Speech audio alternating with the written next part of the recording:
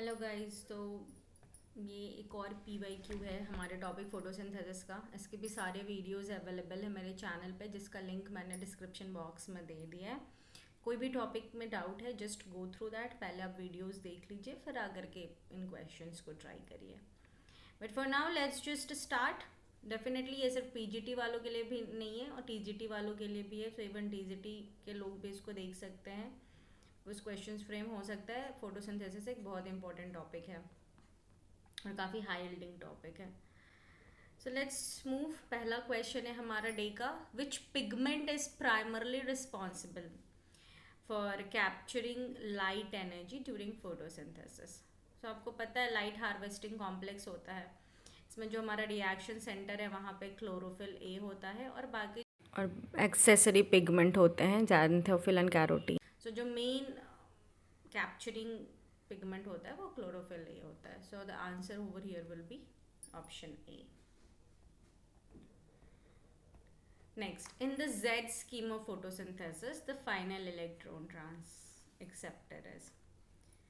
So if you remember कि हमने यहाँ पे पढ़ा था फोटो सिस्टम, और जो फोटो सिस्टम है वो क्लोरोप्लास्ट में प्रेजेंट होता है, क्लोरोप्लास्ट के थैलाकॉइड में।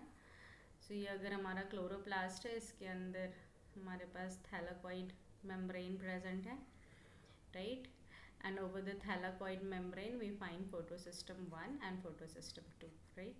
और यहीं से जो इलेक्ट्रॉन ट्रांसपोर्ट होता है उसको हम Z स्कीम कहते हैं, जो कि फाइनली NADP में जाता है, जो कि स्ट्रोमा में होता है, एंड ये कन्वर्ट हो जाता है NADPH में, राइट? यहाँ पे आपका फोटोसिस्टम 2 है, ये फोटोसिस्टम 1 है। So the answer will be NAD+। कोई डाउट है तो आप इसकी भी वीडियो, डिटेल्ड वीडियो अवेलेबल है ऑन माय चैनल, तो आप उसको चेक कर सकते हैं एक बार। Next is photo respiration. Okay, photo respiration question is telling photo respiration occurs in. So photo respiration हमको पता है ये C3 प्लांट्स में होता है। कब होता है? जब काफ़ी ज़्यादा हीट हो और जब स्टोमेटा का क्लोजर हो जाए। स्टोमेटा के क्लोज होने से क्या होता है? ऑक्सीजन का कॉन्सेंट्रेशन बढ़ जाता है, क्योंकि गैशियस एक्सचेंज नहीं हो पाता है, तो ऑक्सीजन का कॉन्सेंट्रेशन प्लांट के अंदर, लीफ के अंदर बढ़ जाता है, ठीक है?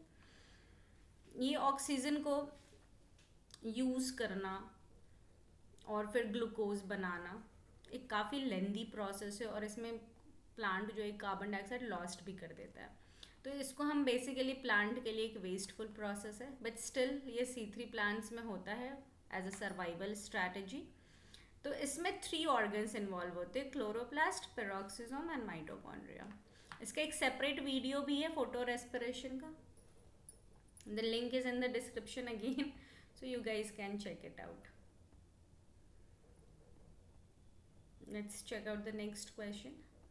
Which pathway is common for both cyclic and non-cyclic photophosphorylation? So non-cyclic and cyclic, that means PS2 and PS1 is cyclic, sorry, and PS2 is non-cyclic. PS2 and PS1 both are involved in non-cyclic. तो यहाँ पे जो common process है वो जो इन दोनों में हो रहा है वो इलेक्ट्रॉन का ट्रांसपोर्ट हो रहा है। वाटर का स्प्लिटिंग सिर्फ और सिर्फ PS2 से रिलेटेड है। ब्लैकमैन्स लॉ लिमिटिंग फैक्टर के ऊपर है। अगर कोई एक भी फैक्टर लिमिट होगा, कोई एक भी फैक्टर अगर नहीं प्रेजेंट होगा तो वो प्रोसेस लिमिट हो जाएगा। तो उस प्रोसेस को बढ़ाने के लिए हमारे पास सारे फैक्टर अवेलेबल होने चाहिए, ठीक है? That's what a Blackman's law is. So if you go through all the options, the correct answer over here is A, that says all factor must be optimum for maximum photosynthesis. If any one factor is there, if suppose only light is there, other thing is not there, photosynthesis will not happen.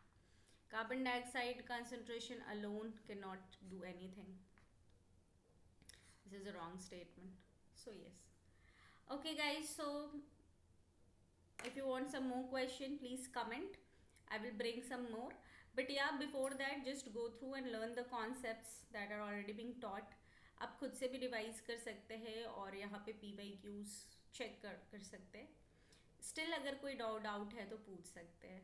So please hit the bell icon and subscribe my channel for more Thank you for joining. Don't forget to subscribe for Biopricks.